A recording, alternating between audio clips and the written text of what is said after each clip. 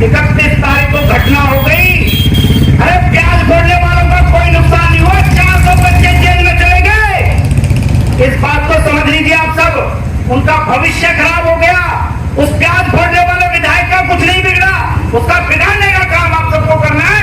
अक्टूबर 2024 में जिस दिन आएगा, आप घर घर जाके पूछना कि प्याज फोड़नी है या विकास करवाना है। और मैं दावे के साथ कह रहा हूं, डंके की चोट पर कह रहा हूं, जितने लोग सुन रहे सुन लीजिए।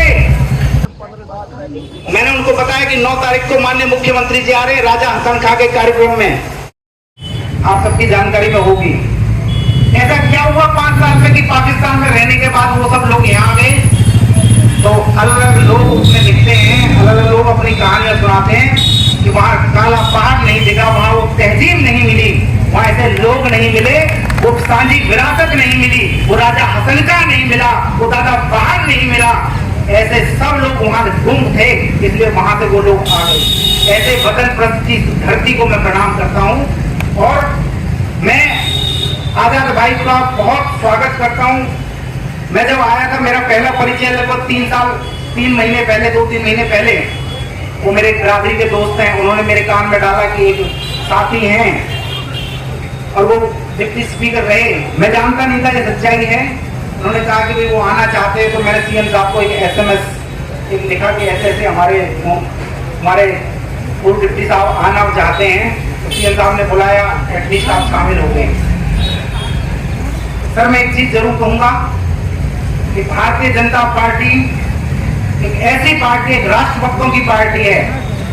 और मैं दावे के साथ कह रहा हूं आप सबको, क्या हिंदू मुसलमान का मुझे विषय नहीं आता, ना माननीय मुख्यमंत्री को समझ में आती है चीजें। हमारा चश्मा एक है, उसमें आर पार दिखता है, उसमें इंसानियत सबसे ऊपर है। और मैं दावे के साथ कह रहा हूं, डंके की चोट पर कह रहा हूं, जितने लोग सुन रहे सुन लीजिए। हरियाणा की 90 विधानसभाओं में भारतीय जनता पार्टी 2024 में लोकसभा में भी आएगी और विधानसभा में भी आएगी और डंके की चोट पर आएगी। मेरा प्रश्न आप सबसे है कि क्या 3 सीटें मेवात भारतीय जनता पार्टी को देगा या नहीं देगा? ये कलंक आप कब तक लेंगे कि हिंदू मुसलमान में बट गए? मैं घासेटा गांव में गया, वो घासेटा गांव में जाते कह रहा था, भैया बीजेपी को वोट दे दोगे? हाँ जी। अरे भैया ऐसा ना हो तुम्हारे निगाह टूट जाए।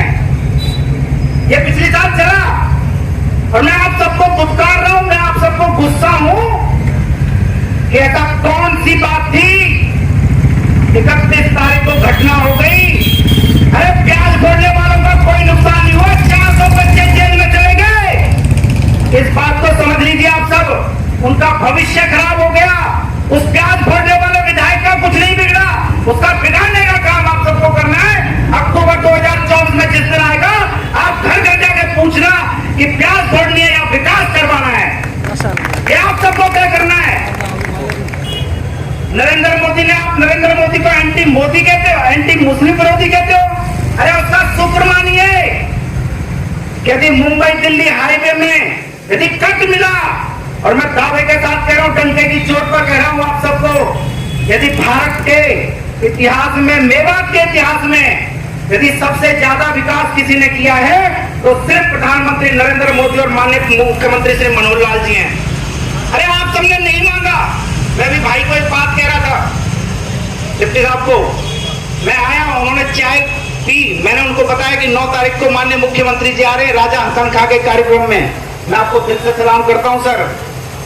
आपने जो बात, और आप सबके सामने खुलासा कर रहा हूं, इन्होंने जो बात कही वो बहुत अच्छी लगी और मैं दिल से आपको दुआ देता हूं और भगवान सलाम आपको ठीक रखे और भगवान आपको और तरक्की दे। इन्होंने कहा, मुकेश जी क्या यूनिवर्सिटी भी दिलवा सकते हो क्या? ये बड़ा दिल इन्होंने जो दिखाया है। मैंने इनको एक आश्वासन दिया कि मैं क्यों मांगू जी, मैं तो बल्लौड़ फरीदाबाद का रहने वाला हूँ। भगवान आपको अक्टूबर 2014 में विधानसभा भेजे, आप अपने कलम से लिखवाइए और यहाँ यूनिवर्सिटी आनी चाहिए। ये आपका काम है, मेरा काम नहीं है। मेरा काम सिर्फ एक है, मैं सिर्फ एक भाव के साथ जुड़ा। मैं आप सबके सामने बता रहा हूँ वो कहानी कि आज आपके सामने क्यों बैठा हूँ। मुझे सौभाग्य से एक मेवात के गांव में जाना पड़ गया। वो मेरा दुर्भाग्य मानिए, सौभाग्य मानिए, वो आप तय करिए। वहाँ एक सरपंच मिला, सरपंच ने कहा मुकेश जी बहुत गड़बड़ हो रही है। मैंने कहा क्या गड़बड़ होगी? जो जी हिंदू पंचायतों को फंड ज्यादा दे रहे हैं, मुस्लिम पंचायतों को फंड कम मिल रहा है।